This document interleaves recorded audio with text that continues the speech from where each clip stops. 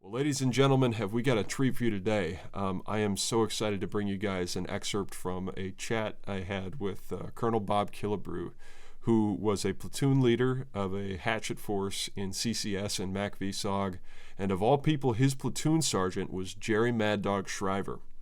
And I know there are a whole lot of people who have a lot of interest in the legend of Mad Dog Shriver.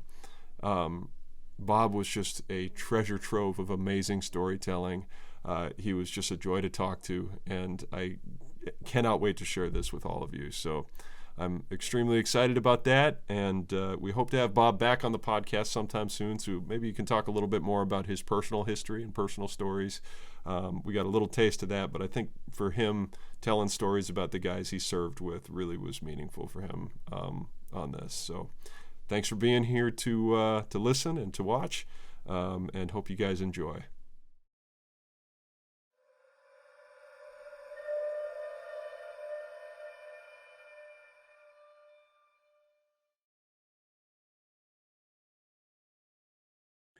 When I went to college, I went to the Citadel, took ROTC, and just before graduation, they found out I have asthma.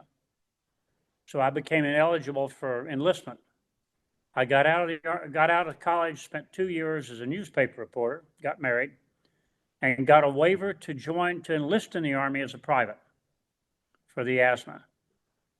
Granted, I might add, personally, by the Secretary of Defense himself, the only good thing Robert McNamara ever did.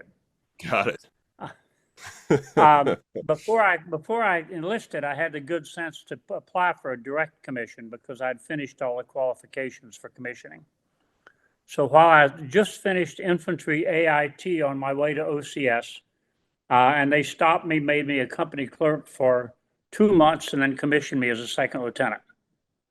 So on my ORB, it always said source of commission direct, and people assumed I'd gotten that in combat. Oh, got it. That is not true. I was a direct commission from advanced infantry training. Very interesting. Okay. Went down to Fort Benning, did all the normal things. I was a reserve officer, so I had to talk my way into airborne school and ranger school, and then I had to talk my way into special forces school. And the only reason I got to SF was because they had an opening in airborne school that week for somebody going to SF, so I took it. Wound up at Fort Bragg, did Gobbler Woods and all the special forces training. MAC SOG was a big whispered thing when you were a lieutenant in special forces training. So after I graduated, I and 4 other guys from my class all went to Vietnam together. Got off the airplane, went through the replacement company, went to 5th Group headquarters, and they took 4 of us, as I recall, 4 of us outside and said, we have this super secret program called MACV SOG, and if you'd like to volunteer for it, we did. We all 4 volunteered. 2 were killed. 1 was in a VA hospital, and I was the one that walked home. Wow. Yeah, and the odds were like that in CNC at the time. Sure. We didn't know it. You have to remember that for people in Vietnam, it was fought like World War II. We expected casualties. We weren't astounded when somebody was killed. We were sorry. But the terms in country were very much like you expected to take casualties in an operation, and we did. And the thing that kind of eased it a little bit in the CNC program was our casualties were normally out of sight. Guys would get on a helicopter and fly away and disappear. And you'd know they were dead or you'd retrieve their bodies, but it wasn't like an operation I was with the Marine Corps where they were just stacking them, crisscross 3 feet high. We didn't see a lot of casualties. So the feeling was different, if that makes sense to you. Sure. Sure. A little more personal. So I went to CCS. The other guys, I think 2 went to CCN and 1 went to CC Central. I lost track of them actually after we left. My memories now is about, as my wife has just reminded me, was about 55 years old. So pardon me if there are gaps. I'll try not to embellish too much. No problem whatsoever. I found my way to CC South, dragged my 2 duffel bags and 2 M2 carbines into the garrison, and reported to a hard-bitten Korean War veteran named Tribute, a lieutenant colonel, who looked at me kind of like you'd look at a steer that had just walked out of the chute and said, "Okay, I'm going to assign you to first company to be a platoon leader. And your company commander is going to be a guy named Bill O'Rourke." And I said, "Is that Bill O'Rourke?" And he said, "You know O'Rourke?" And Bill came in, and we both looked at each other. I was a second lieutenant. He was a first lieutenant. But we had been drinking a lot together at Fort Benning. Okay. So a good guy Tribute said, "Is this going to be a problem?" And Bill said, "Oh, no, he won't be any trouble to me." So we stayed in there, and Tribute said to me, "Your platoon sergeant is going to be a guy named Shriver. And he's been in country for 3 years. He is a legend in Special Forces. I am giving him to you because he needs a break from running recon. He knows more about this war than any 3 people put together, and you should listen carefully to him. But if anything happens to your platoon, lieutenant, it's your ass." Thank you, sir. I appreciate that.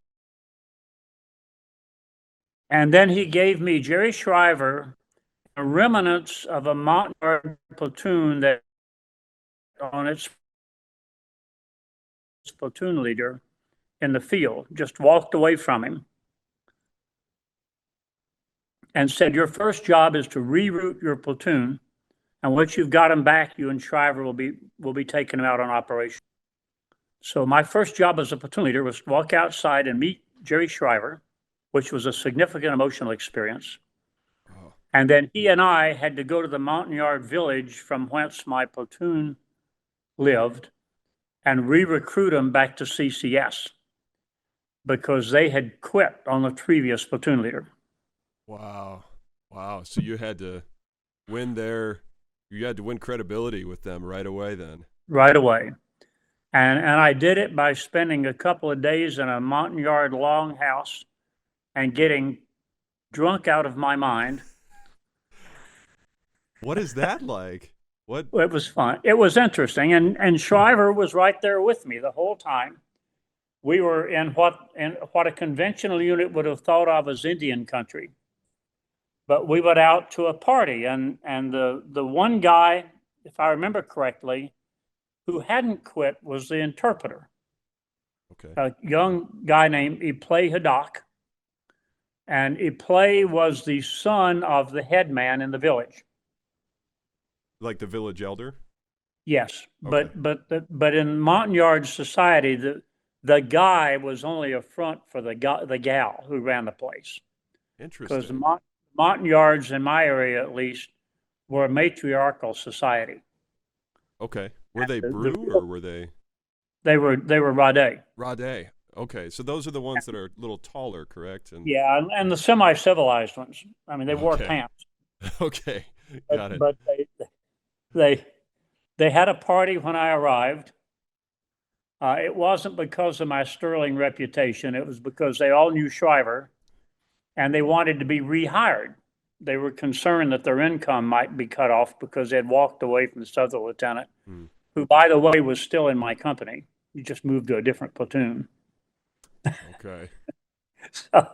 So Jerry and I spent a couple of days in the village convincing the chief and the chief's wife that we should take them back. In retrospect, I don't think there was ever any question we could take them back. They wanted the money. They knew Shriver. They were going to go with Shriver no matter what. If I had showed up at a grass skirt rolling my eyes, it wouldn't have mattered. They were going to go back with Shriver. So that was my introduction. When I finished up, I had a monstrous headache, a brass bracelet that made me a member of the tribe. Oh, how cool.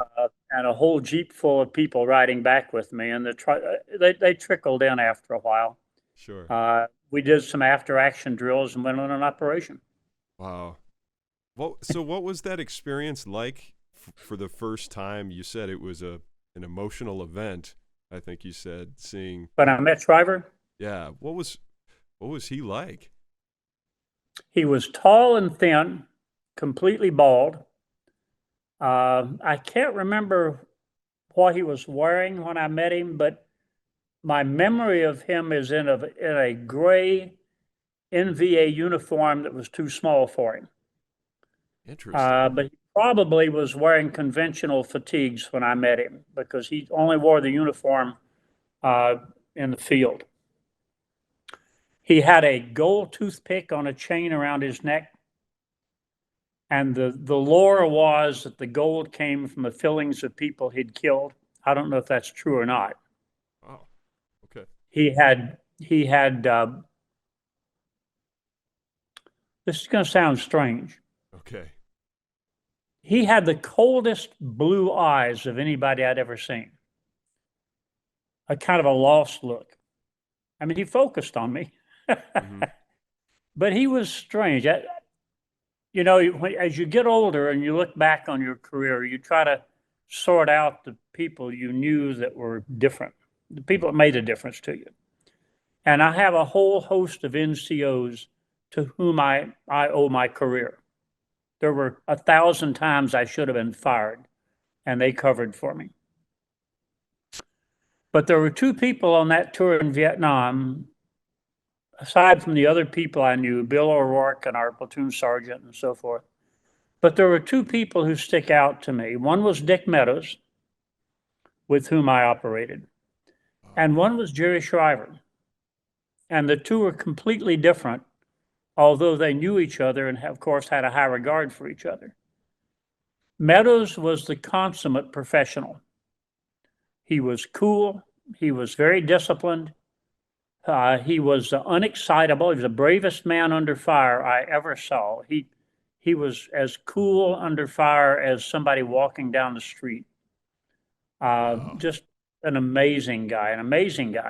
And I might add, as handsome as Rock Hudson. He looked like Rock Hudson.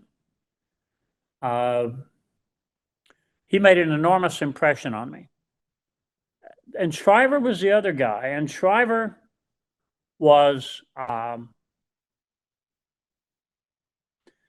he had an air about him that made you both respect and feel sorry for him. Does that make sense? He had been there too long. Sure. I mean, even to a second lieutenant, you know, in country for a whole week, he was the only man I've ever met that was so completely out of a novel that it would be hard to describe him other than in fictional terms. He had icy blue eyes. He shaved his head completely bald. He was skinny as a rail. He was very deliberate in his speech. He was always correct and respectful to the second lieutenant who just walked in from training. There was never any question about authority. He did not overuse the word sir, which was common in special forces. In fact, if somebody said sir to an officer, you sort of took it as an insult. They're trying to tell me I'm doing something wrong here, as in, come on, sir. Okay, noted. But there was never any question about who was in charge in the field. I mean, I never felt like he was trying to old soldier me or you know, play the veteran while I was a rookie. He was great. And he'd been running recon for a long time, correct? He'd been in recon for a long time. Yeah. And he was jumpy. I went into his hooch one night to wake him up, and he pulled a 38 on me in the dark. Okay. And I heard the hammer go back. That gets your attention. And then he said, sir, you shouldn't come in like that. And I said, next time I'll throw a rock. Wow. We had an all ranks club at CCS, a big carnivorous barn kind of thing that had been a supply room, I think, and we'd converted it to a club. And there were two things that beat me to it. Okay. Yeah. Two things I remember about it. One was we had a some previous commander had gotten a hair on that we were going to have a dugout or a rocket dugout, a bomb shelter right outside the club. And they had dug this enormous hole outside one of the doors before he rotated out, and they forgot the project. And we had a battery of 175s, the old long toms, right behind us. They're out of the inventory now, but they were fierce, big round. And every now and then, one of them would fire around out into the darkness at night, and it would sound like the crack of doom. When a new guy was in the club, and it went kaboom like that, everybody would jump and yell, rocket attack, and run this guy toward the door. He'd disappear out the door, and they'd close the door and go back to drinking. And after a while, he'd show up again. Okay. And one night after I'd been there about 4 or 5 months, Shriver was drunk and he was wandering around in the club with his 38 out, which always didn't good happen all the time, but people got real quiet when he did. And he came up and kissed me on top of the head and pronounced me as okay. All right. Yeah, and that was my first decoration in the Army, and it's one I treasure more than many. Wow. Absolutely. It was great. Absolutely. In the field, it was like being in the field with a bird dog. He was absolutely field crafty, if that's the word. You didn't have to tell him much. He would consult a little bit with you on the route. Remember, we'd have 20 mountain yards with us. We were not a recon team. Mm-hmm. And we'd go through the underbrush and over the ridges and occasionally get in fights. And he and Bill O'Rourke, who became a close friend, each had battlefield sense that I didn't have. I was okay in a firefight. Somebody would take a shot and I'd know what to do, and we'd maneuver and, try to shoot them. Bill and Jerry Shriver, at the first crack, would already be maneuvering and firing back while it was still registering in my mind that somebody had taken a shot at us. I never saw reactions as fast as Jerry Shriver had and Bill O'Rourke had. They were 2 peas in a pod when it came to understanding what to do under fire. I was competent. I mean, I'm not saying I was bad. I was a competent platoon leader, but they were different. They were on a different plane from me and from anybody else I ever saw in the field. The one time I ever saw Jerry non-pulsed was just before we went on our first operation. We went out to the range to test fire our weapons, which I've always thought was kind of odd. When you're going on a secret mission, you go out to the range and blast away at targets for a while, thereby sending a signal to anybody on the other side of the berm, that you're about to do something. We had a lot of different kinds of guns, and I wanted to be cool, so I took a Swedish SKS. And Jerry took a Thompson submachine gun. And I fired a clip or so with the SKS, and I was satisfied with that. Shriver couldn't get the Thompson to work. And you could tell it was bothering him that he was profiling for his lieutenant, and he'd take 2 shots with this fantastic gun and it would jam. And he'd cuss and unjam it and shoot and take 2 more shots and jam. So he didn't take it on the operation. In fact, on almost all the times we went to the field, the only weapon he took was his 38 and a law on his back. Really? Strapped across his back. Now, I'm sure that would not have happened in the recon business. But for us going out, including going into Laos and some other places, he carried his 38 and he carried a law. I don't recall that he carried a rifle. Wow, interesting. Which I thought was odd. Yeah. Bill favored the little short, the carbine version of the M16. Car 15. Yeah, which everybody liked because it was sexy. Mm-hmm. I tried one and didn't like it, so I just kind of I carried the standard M16. By that time, they were so common on both sides of the border, you could carry them. Sure. The SKS came apart from me in the field on that first operation. And after I picked up the bolt and spring and put it back in and Ooh. reconfigured my rifle, I just decided I'd go with standard M16. Sure. Yeah. But I don't recall it. Other people may remember differently, but I don't recall that Jerry carried a rifle, a long arm with me. I just don't remember. Sure. Sure. I always wondered about the law. I couldn't quite figure that out. And on one operation, when Meadows was along and we were getting shot at from some guy down at the bottom of this hill we were forded up on, Jerry took the law out and used it as an anti-sniper weapon. And I never questioned his law again. Got it. All right, then. But that's one affectation I remember. And it may have just been me, you know, in the platoons, he may have felt like if he needed a rifle bad enough, he could find one. Sure. But he only carried the 38 in the law with me. I don't know what he carried on his last mission because I wasn't along. Got it. Got it. How The, how was the platoon overall equipped? Was everybody carrying M16s or CAR-15s or? when everybody was there, I had 2 machine guns, and everybody else had M16s. Got it.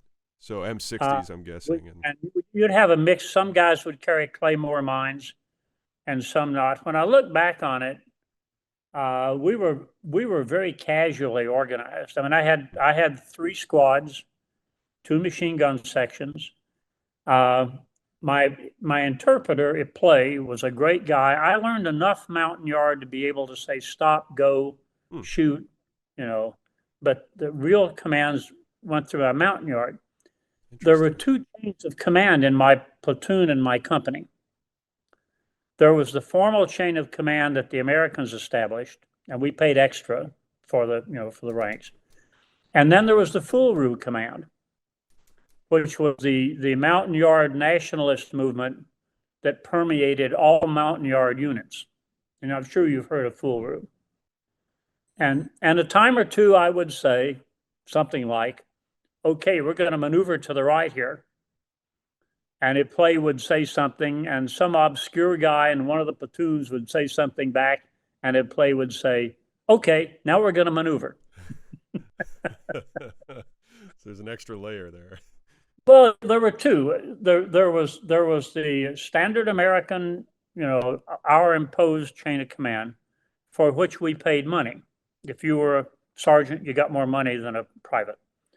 But that was very, very random. I mean, I would appoint a sergeant for a couple of operations, and if it didn't work out, I'd fire him and get another guy and make him the sergeant. You know. So there was that, and then there was the full route chain of command. And then you were never quite sure about everybody's loyalty, even though they were all from the same village and they were all. The platoon, when I got them, had quit on another lieutenant because they decided he wasn't competent. So they just stacked their arms and walked off. Got it. So they had their own kind of way of That's doing right. things. There was a certain amount of pressure, and the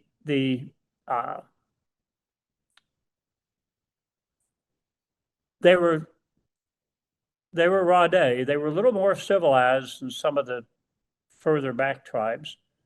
They were loyal if you knew what you were doing. Okay. They were absolutely loyal to Shriver. They were loyal to me, but they kind of looked at me sideways for a little while until we'd been in some fights. Got it. And then decided I was okay. But and that's one of the things that we'll get to Shriver's final mission in a minute. Mm-hmm. But that was one of the things that bothered me a little bit because you had to develop a bond with your troops. If you didn't, they'd stack arms on you and walk away. Sure. They had a way of letting you know they didn't trust you. Yeah. Wow. So I wouldn't say that I knew everybody by name, but I got pretty close with my guys. That's awesome. Yeah. That's so cool. I mean, what was that like to be to try and get acceptance from a community like that? How did you build that? I didn't try, actually. Looking back on it, I probably should have. I just took over as a platoon leader and started being the platoon leader. Okay. I think I passed some kind of a test in that 2-day thing in the village. They had a ceremony that involved drinking native wine Sure. out of a big earthen pot tied to one of the supports of the house. Oh. And the wine was made by scooping up water out of whatever source there was and dumping it down through fermented rice and drinking it out of the bottom in a long straw. Okay. One of the tricks about leading Montagnards was if you came to a patch of long straw growing, all operations would stop while they cut the long straws and put them on their packs to take back. Okay. For use in the ceremony. That's right. For drinking wine. And so all right. It was one of those things. And you had to drink the wine. That was the ceremonial sort of, we're getting started now, Lieutenant, let's see who you are. And it was pretty bad tasting stuff. I thought I could fake it. I thought I could fake it by sucking my cheeks in and looking like I was drinking. But they had little naked kids standing right beside the pot with a can of muddy water. And as you drank, he'd pour more water in. Oh. And if you were a 2-can man, that was kind of one of the things. So they would pour it in to make sure you were drinking. That's right. All the time they were beating some poor pig to death outside to tenderize the meat so you could eat raw meat later on. I'm getting a little sick just thinking about it, actually. Raw pork? Well, not very well cooked pork. Okay. With the bristles still on. Wow, They'd sear it over the fire. Sure. And then they had some other hooch they claimed it was Jim Beam that wasn't. It just went on and on. I'm getting hung up on this. I need to stop. Oh, it's great. I've never heard anything like this before. But the bottom line was, you had to do that. You had to go out. You had to spend time in the village. You had to meet the headman. You had to pretend the headman was in charge while keeping your eye on the matriarch, who was the lady, by the way, who sucked on the straw before you did. So you get all the betel nut juice on the straw. Oh, got it. So they would take the betel nut. Is that like something they put in their mouth to make their mouth go numb? Yeah, and things like that? They'd chew some obscene, dark, gunky stuff. Sure. And then they'd take the straw. The older woman would take the straw and hand it to you. Okay. And then you drink, of course. And then the little naked kid would pour more water in. Got it. Wow. I didn't do this a lot, by the way. It wasn't a regular occurrence. It happened a couple of times. If your yards were from a certain village, and all of mine came from one village, and as I said, my interpreter was the headman's son. Sure. So out there every month or so, you had to go out. You had to know people, and you had to stroke. And if one of your soldiers wasn't there, he'd gone back to the village, and he'd show up again, usually at payday. When the helicopter came with pay, Bill made me the platoon leader of the first platoon, and also the company executive officer, because I ranked the other 2 lieutenants by 1 day. They had both graduated from the same OCS class on the 14th of January, and I had been commissioned on the 13th. Of 69. Yes, 68. 68. Yeah.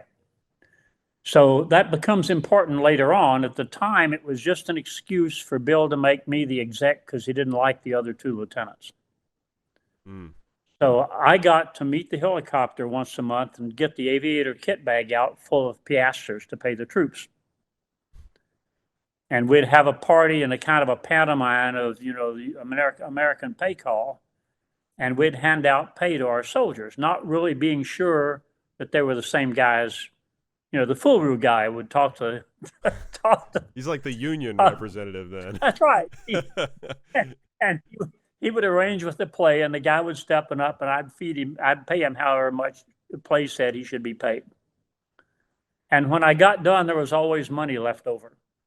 So I'd say, okay, a play, call the machine gunners up. So the machine gunners would come up, and I'd give them extra money. And then if somebody had done an especially good job, I'd give them some extra money. And we'd keep doing that till all the money was gone.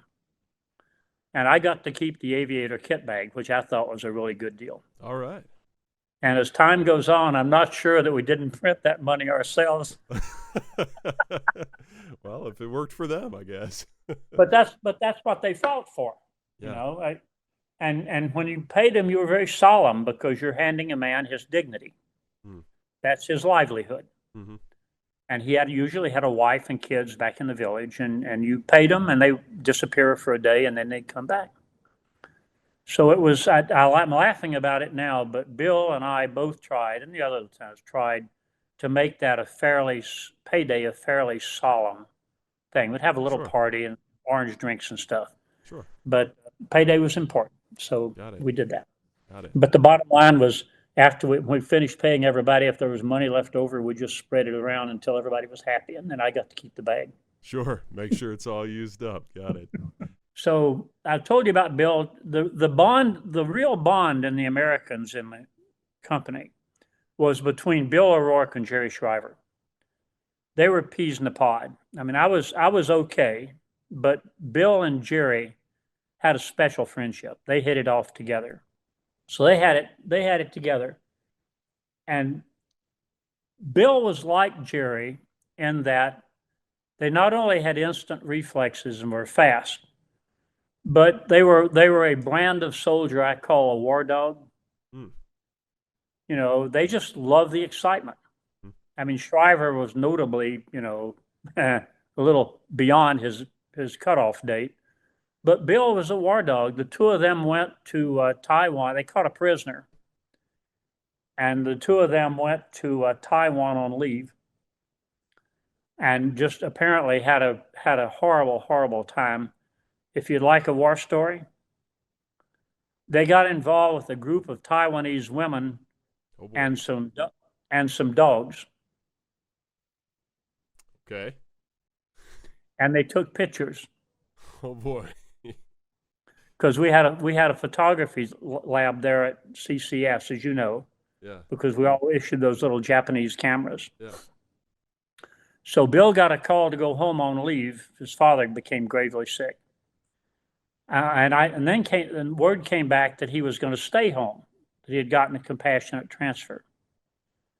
So I inventoried his stuff, took the pictures out and burned them, of course, and lifted his MACV SOG knife and his unregistered pistol.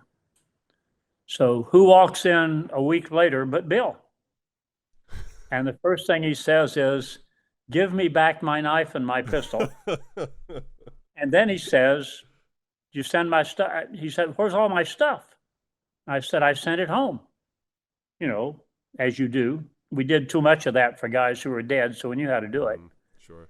He said, "Everything?" And I said, "Sure, everything. Everything." Uh-oh. And he said, "You send the pictures?" And I said, "What pictures?" Oh, God. I bet he thought about that for a while. I thought he was going to kill me. He panicked. He panicked for about a day and a half, and everybody in the camp was laughing at him. Oh, no. Until somebody spilled the beans, and I thought he was going to kill me. Oh, man. Yeah, but Jerry, we wanted to talk about Shriver. Sure. Those stories about his homosexual dog were true. Klaus was a odd dog. Sure. The story about pulling out the gun on the guys that got him drunk was true. Nobody messed with Klaus. He was kind of the local dog, Jerry's dog. Sure. Shriver had a bond with the Montagnards that I didn't have. When he got time off, he would go to the Montagnard village, and he'd wear Montagnard clothing. He'd wear loincloth and little short jacket and all that stuff. And that time I went with the first and second time I went into the village, I was the odd man out. Everybody knew Shriver, and he loved the Montagnards. Mm. Many of the guys in SF loved their Montagnards. There was only one NCO I ever heard of who was in any way racially aware of the difference. And Jerry lived in a hooch with the Montagnards. The time I went to wake him up and almost got killed, he was in the Montagnard hooch. Got it. So he in the Montagnard barracks. Yeah. At Bambi. Yeah. And he was very solicitous for their welfare. And he was to me, he was the epitome of the Special Forces soldier who ought to be aware of and care for his indige. Wow. It was really good. It's amazing. I think my memory is dim, but I think there were 2 hatchet companies and a security company. Our company was Montagnards. I think the other hatchet company was Cambodians. Okay. And then the security company was Montagnards, local Montagnards. So but I'm not sure about that. Okay, got it. And these. Yeah, there was a company whose job was just to secure the cantonment. Okay, interesting. So that was separate from the Hatchet Forces, recon, everything like that. Yeah. All right. And we had, I'm sure you know the method of operation. We stayed at CCS and then moved forward to an A camp to launch, or not. Like Hanoi or something like that. Yeah. Okay. Someplace like that. Got it. We lived in CCS in concrete floored tropical hooches. Long buildings with screens, that are fairly standard design. Halfway up the walls stop and screens start. They're designed for hot weather. We had hot water and flushies. In between operations, we lived a pretty comfortable life compared to the guys out in the bush breaking the bush with rucksacks. I was always a little ashamed of it. When I talked to my infantry counterparts who spent a year out in the bush, they spent a year out in the bush, or 6 months, or whatever it was. We lived pretty well. We'd go out to a launch site, and the launch site would be a little more Spartan, and then we'd go into the woods for relatively short missions. So, in terms of the way the infantry typically lived in Vietnam, we did okay. Special Forces had a way of looking after itself. Now, the obverse of that was we were getting killed a lot more than other people were. And I didn't know until I read Plaster's book that we had a 100% casualty rate during my time in Vietnam. We had 4 officers in our company. Now, we'll talk about why this was true later on. 2 were killed and the other 2 were wounded. But that's, again, remember, we were thinking like World War II. We expected to take casualties. I saw recon teams get on helicopters expecting they were going to get killed, and they got on anyway. Hell, I got on the helicopter once expecting to be killed, and you just got on anyway because that's the way we live. It probably hasn't changed that much in combat units today, but I don't think the American public would accept the casualties we took then. It was just the way of life. Shriver went out to a launch site occupied by the 1st Cav once. In the week that we spent there, nobody launched from us, so we came back. But in that time, we managed to steal an immense amount of plywood from the 1st Cavalry Division and build some pretty comfortable hooches. And we did it because when they came under rocket attack, they all went into their bunkers. And Shriver would give some Montagnards and a deuce and a half, and we'd go around stealing plywood. Prime time. They were probably happy to see us go. Probably. Let's see what else. That's the living conditions. The Americans in the company consisted of Bill O'Rourke, first lieutenant, company commander. After a few months, I was a first lieutenant. The promotions were fast then, so I became a first lieutenant. And I was the company executive officer and the first platoon leader. A guy named Greg Harrelson was the second platoon leader, and the third guy was Walt Marcantel. The company first sergeant was a master sergeant named, oh, come on. I've got an 81-year-old data retrieval system in my head right now, and I'll think of it in a minute. Of all of those, he and I are the only two people still alive. Harrelson was killed on the operation that killed Shriver. Marcantel died later on in something else. And Bill O'Rourke got out of the Army. He came back to Benning. He and I were in the advanced course at the same time. He came back to Benning, did the advanced course, got divorced, got bored with the Army and got out. Popped up at Fort Bragg many years later when I was commanding a battalion in the 82nd. Called me up. The adjutant came in and said, "Sir, there's some guy on the phone that wants to talk to Ranger 6. Now, who the hell would that be?" And I picked up the phone and said, "Who the hell are you?" And he said, "Don't you remember your old call sign?" It was Bill O'Rourke. He was, at the time, he came to dinner that night carrying with a Fu Manchu mustache, a leather jacket, and a stainless steel .38. Wow. Which he put out of reach, asked Pixie if she minded, and she said no, and he put it up on a cabinet. He was working for the DEA and running basically A camps against druggies in the upper Huegla Valley in Peru. And he said, "Bob, you got to get out of the Army and come do this. This is just like the old days." And I said, "Bill, I'm on one of these now.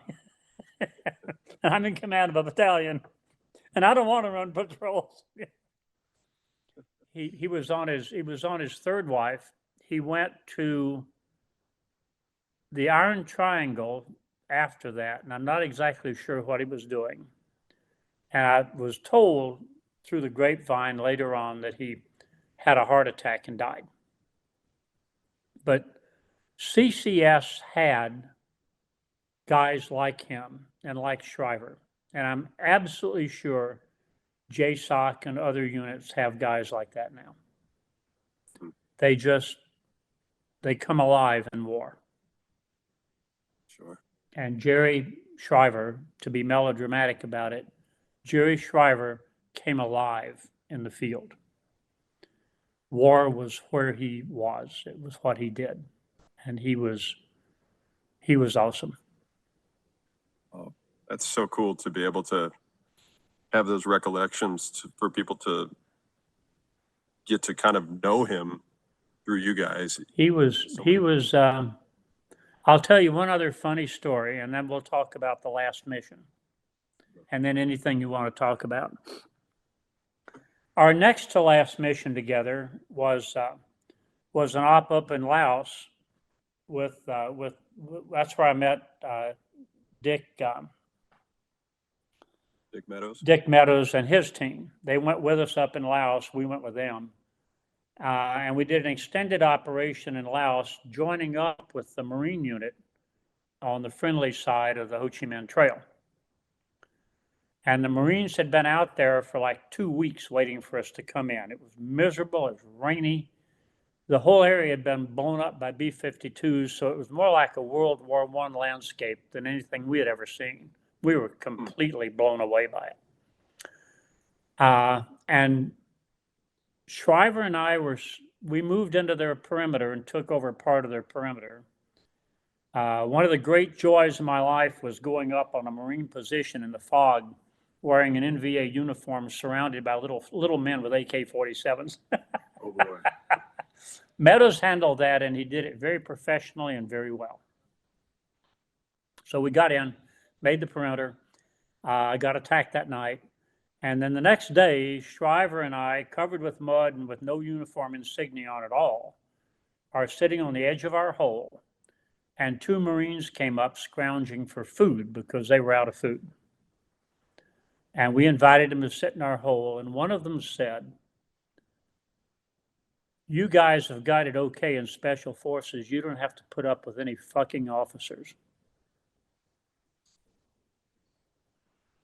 And the only time I ever saw Jerry Shriver do this, after a minute, he came to attention and said, "Sir, if the lieutenant will excuse me, I'll go check the troops."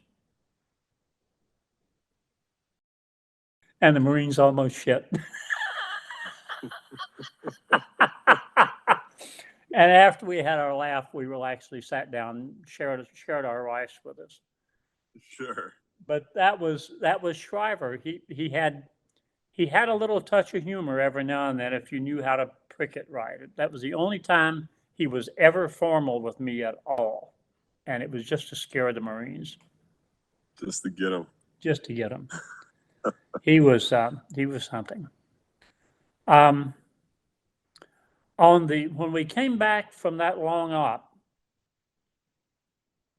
Jerry and I had a routine.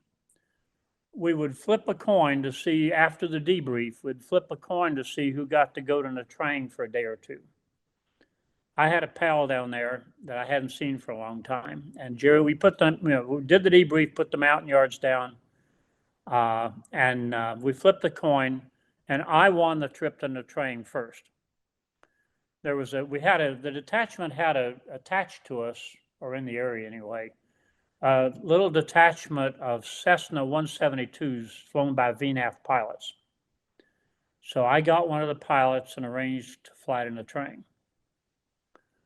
We were in the air, and I got a call from the CP to come back right away. We were being deployed. And as we were on final coming in the train, a C-130 was taking off on the other side with a big rolling dust cloud, which turned out to be the airplane that had my platoon in it, with Jerry and Greg Harrelson that grabbed a lieutenant to sub for me. Oh, wow. And they flew away. I landed and immediately grabbed my stuff. And this is where the history is a little wrong. I grabbed my stuff and ran to the CP and started arranging to get myself down to wherever they had gone. I didn't know where they were. I just knew I had to catch up with them. And the S3 grabbed me and said, "No, that's all done. You're going on a different operation. And here's a different platoon and different NCOs."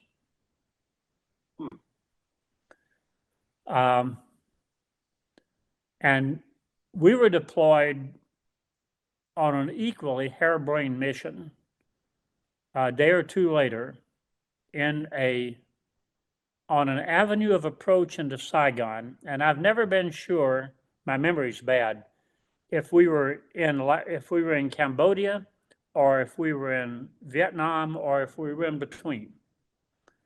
But the deal was that they had picked up indications of an NVA regiment moving towards Saigon.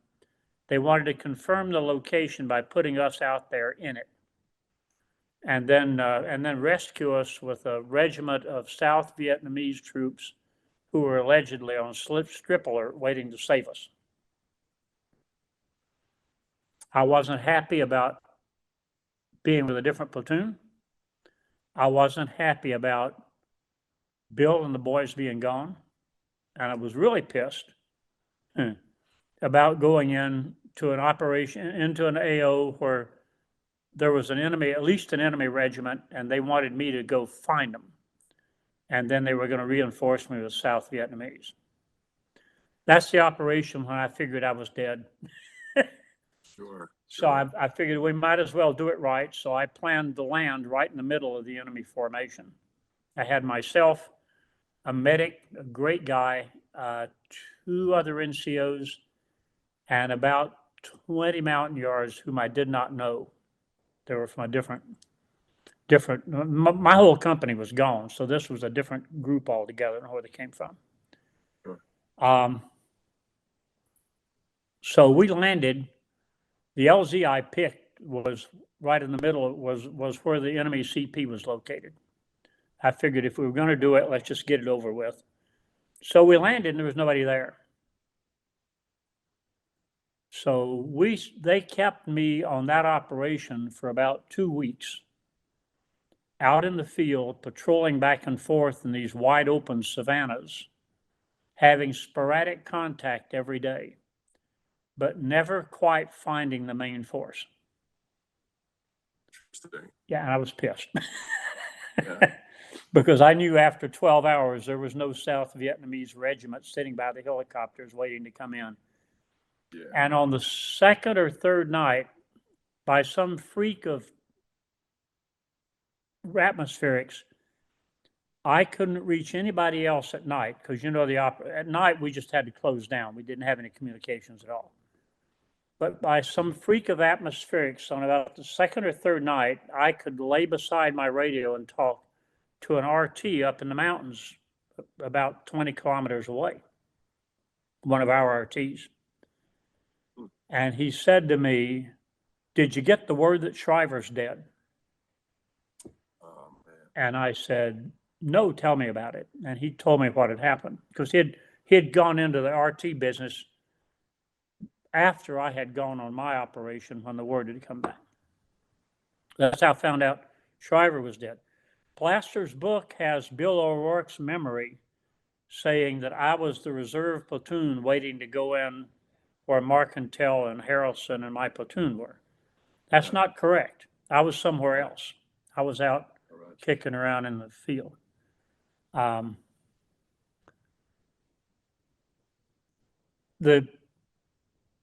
wasn't there for that operation, but I'll tell you what I do know about it, and I've reflected on it after all these years. As I understand it, the idea was to go in right behind a B-52 strike, to land in the dust, basically, and rush out and grab a stunned North Vietnamese prisoner and take off again, or something like that. This is at Cosvin, right? Yeah. Well, the strike went in, was delayed first, and then it went in, and then there was a delay before the helicopters went in. Bill was in the command helicopter at the time, and I think somebody else was with him that outranked him. Now that I'm a little more mature and I've tried to do operations like that, if you don't get the timing down for something like that, just call the damn thing off. As it was, they went in, I think, 30 minutes or later after the strike. Plenty of time for the North Vietnamese to get out of their craters and be pissed and know it was coming. And we now know, because Plaster's book said so, that there was a North Vietnamese agent who was a spy, a colonel who was a spy in MACV headquarters, and he had to know about this operation. It was a big deal. So I'm reasonably sure, first, the operation was compromised to start with, and second, the execution was terrible. If you can't land in the dust, don't go at all, because they had plenty of time to wake up. You know the story, what happened to Shriver. I wasn't there, so I don't know. But I met Bill and the boys when they came. Well, I got back a long time after they did. By the time I got back, the shock was already over, and Bill was building a new company and all that other stuff. And I was really pissed. Yeah. I was really pissed. And not only was their operation screwed up, but the operation I had been sent on was screwed up also. And after 2 weeks, I finally called back and I said, this is getting to be tedious out here. And to be fair, the S3 at CCS had never been happy about the operation anyway. And I think they pulled some strings and got me pulled out. Got it. What was it like trying to rebuild the platoon and the company after that? Hard. In fact, here's where my memory goes bad. I don't remember what happened after that. Sure. I remember a lot of confusion, a lot of long faces. I mean, Shriver getting killed was, or missing anyway at that time, was a shock up and down CCS, and probably all through MACV. For a long time, guys wouldn't believe that he was dead. For a long time, people believed that he was out there sneaking and peeking. But we were not allowed to go back into that area, as you know. And over time, it happened. I think Plaster's book says it. I heard first through the grapevine that a year or so later, they put an RT in and they found pieces of him. And it moved him from missing to KIA. Interesting. But, you know, he did not expect to live. He told me once, he said, I'm going to die over here. And it was just part of the whole story of Jerry Shriver, you know, with me saying, well, you know, Jerry, you're going to be fine. You're going to be okay. Don't worry about it. But I think he knew he was going to stay there till he was killed. I don't think he thought there was a bullet with his name on it or anything predestined like that. He just knew he'd keep going out till eventually he got killed. One night when he and I and O'Rourke were in the field on an operation, and Bill would go out from time to time with me just because I think he was bored. we were laying on a ridge somewhere in the dark, and down below us, the NVA was hunting for us with flashlights. And you could see the lights in the distance, you know, as they went up and down. And I have asthma. I mean, it's not bad, but I have asthma. Bill had a trick knee that would go out on him, and when walking in the woods sometimes, you just fall on his face. And Shriver had arthritis from laying on the ground so much. And we decided right there, laying side by side, that if we were the best the United States could put out, the country was in really bad shape. Airborne. Yeah. He was one of the most remarkable men I ever knew in my career. He was the only one who was a character out of a novel. I mean, Dick Meadows would be a hero in an action movie, and I'd follow Meadows anywhere. Shriver was a character out of a spy novel. He was different. He was just different. And the hell of it was, to me, it was perfectly normal. I was an inexperienced lieutenant. I thought everybody was like that. You know, I knew Shriver was unusual, but I didn't appreciate the caliber of the men I was working with. To me, it was just normal. They were all heroes.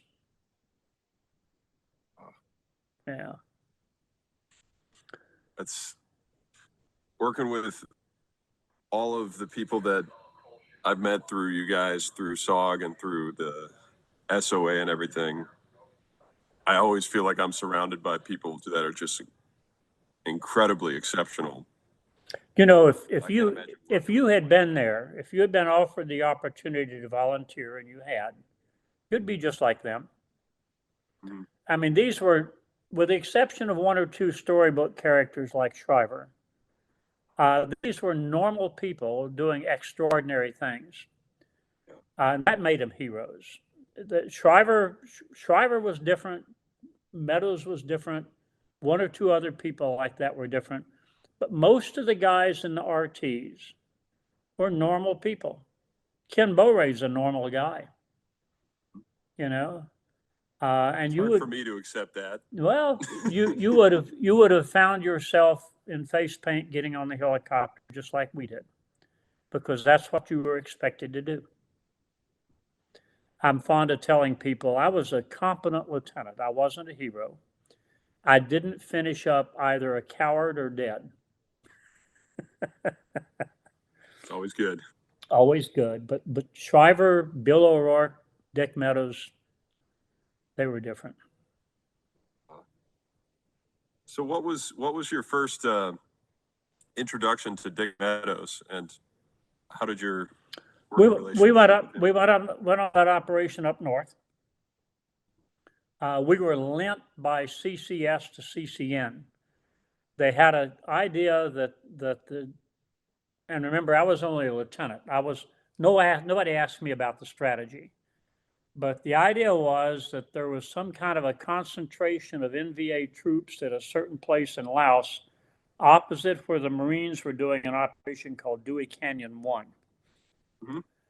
And we were going to make a strike force of about 30 Montagnards, recon team headed by Meadows, Bill O'Rourke, Jerry Shriver, me, and and a medic. We had a big black medic guy with us. And I'm not sure that there were any other Americans along. There might have been one more, but I don't think so. And the idea was that we were going to go into Laos opposite the Marines, about 10 kilometers in, and drive the NVA toward the Marines. Now, you have to get that in your head for a minute. I mean, this is NVA City over there, right? And we're 30 Montagnards with M16s. And in the process, take a prisoner. Meadows and his RT joined us after we'd flown up to CCN. I think we were in Da Nang at the time, first time I'd been to Da Nang. And Meadows walked in and with complete coolness took over our little operation. Everybody, I mean, Meadows had a gravity about him. That men respected. My daddy used to say, if you got a bunch of naked men in a shower, you ought to be able to tell who's in charge. Meadows had that electricity about him and the gravity. I'm different from Shriver. Shriver had a different kind of authority. Meadows had dignity and authority, and he took over. And everybody but me knew who he was. And we spent 2 days doing immediate action drills and just kind of forming the team up and getting together. And then we got on a bunch of South Vietnamese H-34s and inserted into Laos. One of the more unusual insertions of my time.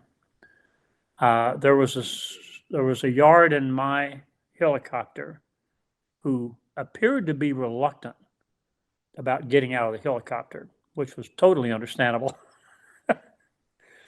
So I grabbed his LBE as I went out the door into what I thought would be about a 2-foot drop. And it was elephant grass about 10 feet high. So he landed on top of me. And I was really pissed. I was just angry that he was on top of me. I had to pull him out. I didn't know where I was. I hear a lot of shooting. Couldn't hear much above the rotor wash, but I could tell people were shooting. So I got up and threw him in front of me, just grabbed his LC and shoved him in front of me, and he fell down. And I got really mad, jerked him upright and pushed him out of the way and realized he'd been shot. Oh, geez. And the adrenaline was pumping so fast that I saw I'd been shot, but I didn't care. I just kicked him in the butt and made him move on. Sure. And he did. I was just so popping with energy at that point. And he had been wounded, and we wound up carrying him and one other Montagnard for 2 weeks, in fact. So that operation was Dewey Canyon. Yeah, it was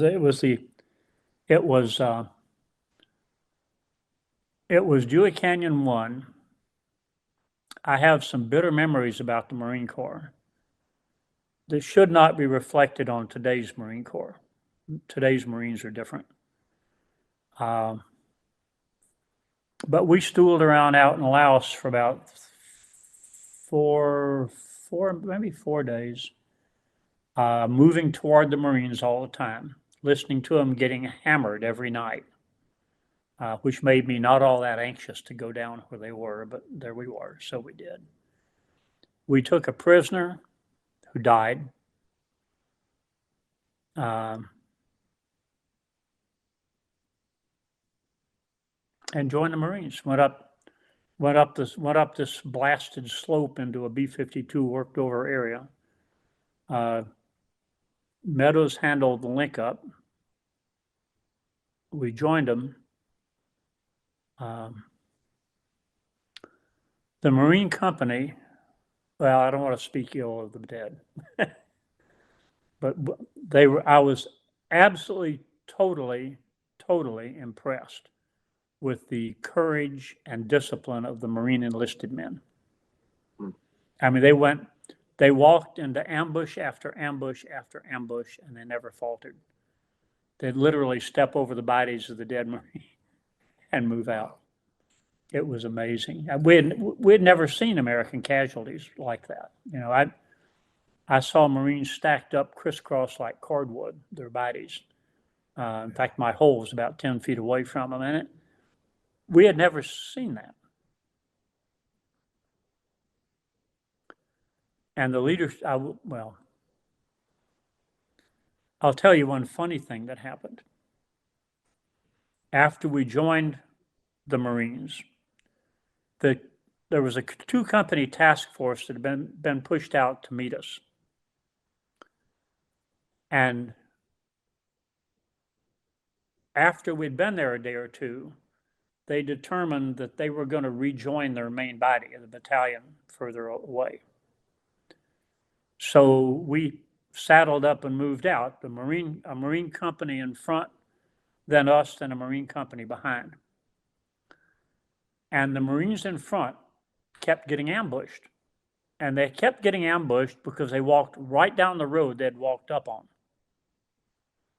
And without fail, there would be a bang, Chinese claymore would go off, rattle of AK-47 fire. After a second or two, you'd hear the M16s. The Marines would clear the ambush, pick up 2 bodies, and move on.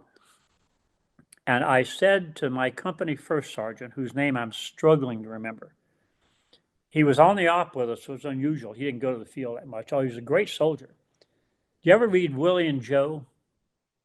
No. The Bill Maulding cartoon characters up front? No. Okay.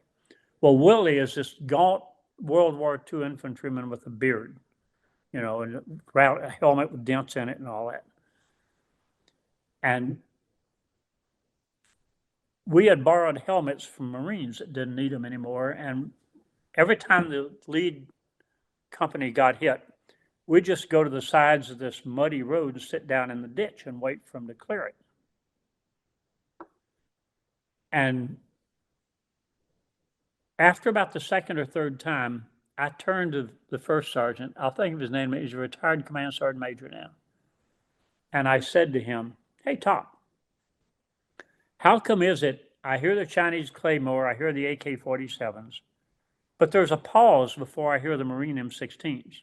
Why is that? Because we're taught right away, return fire." He said, he looked up under that helmet with those bloodshot eyes and that beard. He says, "Oh, sir," he says, "them's Marines. I was with them in Korea. They're fixing bayonets."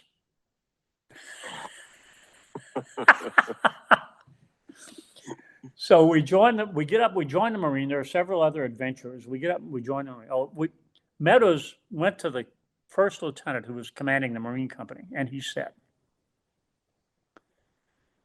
"We're seeing a lot of Marines getting killed. Let us take the point. The unseen word being better to get a mountain yard kill than an American. Although actually, what we would have done was got off the damn road." Yeah. Yeah. And I saw an ambush. We were up on a ridge. I could see the head of the column. And you see the puff of smoke. You see the Marines fall down. You see the Marines rush up and start to return. They were on the road. Well, I don't have that much more to tell. Good God, I've told you all my war stories. All right. We can close it up then at the end. And I'll tell you one quickie. Sure. So Meadows, O'Rourke, and I, the officers, are summoned to the Marine Battalion Commander's shell hole. And he's in a big B-52 bomb crater. And to get there, you had to run across open ground where snipers were shooting at you. So we did. We ran across, and God, we couldn't hit us anyway. Tumbled into the bottom, and there's the Marine Battalion Sergeant Major with a little sterno stove and boiling water and a canteen cup. And he looks at us and he says, "Would the captain like to have coffee or cocoa?" And Meadows said, "My God, it's the Navy mess."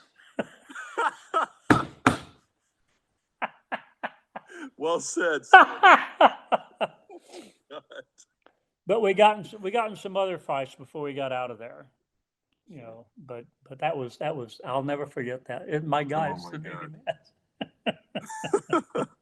Asking Dick Meadows if he wants cocoa. Yeah, that was so fun. We were literally laying there in the mud, and the sergeant major looks up and said, "Would the captain like coffee or cocoa?" And I went, "Oh boy." Yeah. I know it's just about midnight over there, Bob, so I won't keep you that much longer. That's all right. But if you'd like to go over any remaining aspects of your career, it'd be awesome to get a full picture of that. Not much else to tell. I came back from Vietnam, and I asked infantry branch to send me to a non-elite, low priority infantry unit just so I could see what life was like in the infantry. And I wound up running a rifle company at Fort Riley, Kansas. Okay. In the process, I fell in love with the infantry. Really enjoyed it. Really enjoyed the rifle company. Went to the advanced course. Was in the advanced course when they did the 72 offensive, the North Vietnamese offensive of 72. Called infantry branch and asked to go back to Vietnam, and I did. Wound up in the Vietnamese Airborne Division assistance team.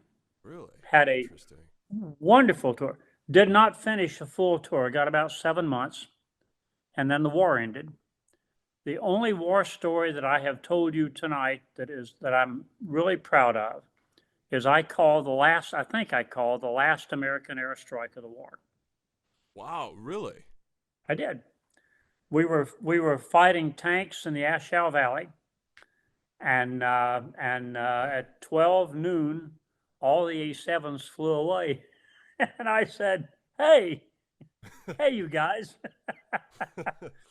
They said, "Nope, war's over." So I probably came closer to being killed getting out of that fight than at any other time in Vietnam. Wow, just in the middle of a fight, they just said, "All right, we got to go." Actually, in the middle of a fight, they flew away. Came back, went to the 101st at Campbell. Was jerked out of my rifle company to go command a recruiting area for 2 years. Not my greatest fun, but we did it. Did okay. Sure. 82nd Airborne Division, Battalion S3, pretty standard after that. Came back to the 82nd and commanded a battalion. Went to the Army Chief of Staff's office for a few years, and then went down to Honduras and commanded Joint Task Force Bravo. In Honduras, missed the brass ring for BG. Taught at the War College, came to TRADOC, had a wonderful 2-year assignment at TRADOC and retired. Excellent. Well, thank you so much, sir. That's just awesome. And so is there any more to that story of the last airstrike of the war that you'd like to cover? That sounds pretty interesting. No, I was an assistant battalion assistant battalion advisor. I'll give you 2 other things that may be worth some color. First, my plan had always been to do a tour in the infantry and a tour in special forces. I thought back in those days, SF was a detail, not a branch, and you could go back and forth. And SF became a branch when I was a major, and it was just too late for me then. I was already firmly into the infantry and decided I just better stay there, so I did. And it worked out okay. The Airborne Division Assistance Team was an elite unit in Vietnam. Bernie Schwarzkopf, J.J. Lindsay, who else? A whole bunch of 4-stars went through the Airborne Division team. The Rangers and Airborne were the elite the elite South Vietnamese units. And the Airborne Division was an elite of elite. You had to have had a previous tour in Vietnam in an airborne unit. You had to be vouched for by people in the unit. And even so, I would not have made it in except the guy got killed and I took his slot. Got it.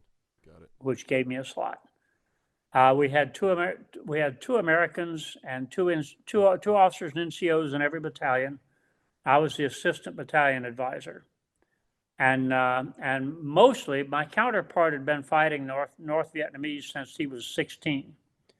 And he had been my classmate at Fort Benning. Really? Okay. By odd coincidence. So all I really did was call airstrikes for him. And you were probably pretty good at that, given your background. Well, I got pretty good. We had a lot of help. And at the end of the war, we were fighting North Vietnamese armored forces. In fact, troopers from my battalion knocked out a T-54 tank just before I got there. T-54, wow. T-54. They were using T-54s and BMPs and the whole Russian arsenal. Yeah. And they also had radar-directed anti-aircraft guns, which made the A-7 passes very high and very fast. Dang. So I was there at the end, and as I pulled out, my counterpart said, "Well, so long, Bob. I know you're running out on us, but we'll fight till the end." And he did. We formed the Airborne Division Assistance Team Alumni Association here and joined the Vietnamese Airborne Association from all the Vietnamese paratroopers that got out. In fact, I'm the guy who did it because I was told to by my boss, J.J. Lindsay, who had been in the Airborne Division Assistance Team. And they're still having reunions. They folded the American element into the Vietnamese element now, and the old soldiers still get together once every 2 years. Oh, that is so cool. Yeah. Wow. So those are the troops that came over to the U.S. after the war. The Vietnamese Airborne Division, remember, was the elite division in the South Vietnamese Army. Mm-hmm. The division fought for another week after the surrender. And then they broke into small detachments, just like we taught them to, infiltrated across Cambodia during the middle of the Cambodian genocide, and got to the refugee camps in Cambodia. Many of them, oddly enough, had big bankrolls here in the States. So once they got to Cambodia, most of them got to California. When we formed the Airborne Division Assistance Team Association, we invited the Vietnamese to our first meeting. And we were a little shy about it because, after all, we'd left them. Mm-hmm. And when they came in a chartered 747 with wives dripping gold. A lot of them had done very well in California. Good for them. And the team set up a reception station in the Cambodian refugee camps for former paratroopers. All right. And when they found a former paratrooper, they'd bring him back to the States and get him started in business. Man, that's amazing. So, wasn't all bad. Yeah. Well, it was all bad, but they compensated. Yeah. I have a personal friend named, well, I don't know if I can say his name on but he was a LLDB guy who worked, he was taking over some of the SOG missions. Toward like around 70. 73, 72, 73. Well, he got captured actually in, I believe, 70 or 71, and he was held for a long time, for like 5 years, I think. And there's a bit of a language barrier, so it's tough for me to understand exactly what his story is. But I'm hoping this soar to talk to him with one of the sons of one of the King Bee pilots, who's would hopefully be able to help with translation. But amazing guy. He is so selfless. He gives like all of his money back to people in need back in Vietnam. Lives extremely frugally, and I have so much respect for the good ones of those guys. I know there was incidents where I've been back to Vietnam twice. Really? And and that's awesome. Yeah, it's a good place. I had dinner up on in Fairfax once in my consulting life. I went into a restaurant. I've forgotten the name of the street, but it was called the King Bee. Oh, So I went in, and Vietnamese restaurant, of course. And yeah. toward the back, where you paid, there were framed pictures of the H-34s that put us into Laos. Oh my God, really? And I asked the lady there if the owner had been a King Bee pilot, and she said, "Oh yes, he's not here tonight." Mhm. And I never went back, but it was one of the boys, you know. Oh, how cool is it? Yeah, Damn. we used to joke kind of bitterly, lose the war, gain a restaurant. I guess so. Yeah. Yeah. We've gotten to meet just a couple of them at SOAR, and one of them's, he goes by Steve now. His name is New. And his co-pilot Quinn, who flew gunships after, from like 73 to 75, and Yeah. they had some amazing stories. Well, we're going to get the same generation now with Afghans. Yeah. Yeah. We sponsored my daughter's Afghan refugee back before the fall, but now we're going to have a lot of Afghan former Afghan soldiers out opening restaurants and trying to make a living for it. I know of a couple here in Minnesota. Actually, I've talked to. Well, they'll make a good addition to the country. Mhm. Yeah. And improve the bloodline. What else can I do for you? Well, I think since it's getting past midnight here, Bob, maybe we should wrap it on up and let you get to bed. I'm for it. Us old guys need our sleep. Thank you so much for your time today. I would love to, if we ever get the opportunity to chat again, or if I'm out east and nearby, I would love the opportunity to sit down and really talk about technical stuff and get into all that military stuff. I'd be delighted. It's funny, as the war recedes in my memory, I remember the fun stuff and the funny stuff. And Yeah. and I'm glad beyond telling you that you all are going to make a stab at remembering Jerry Shriver. I remember, in that sense of loss, we were all afraid that his memory would get lost. I know a lot of people who are very interested in his story and who will really cherish what you said today. So thank you so much. Well, good job for him. I hope I've honored his memory. Oh, I think absolutely. Well, thank you so much for your time. Have a great night, and hopefully we'll get to talk to you again sometime. It's a deal. When you come east, look me up. I will. Thank you so much. All right. See ya. See ya.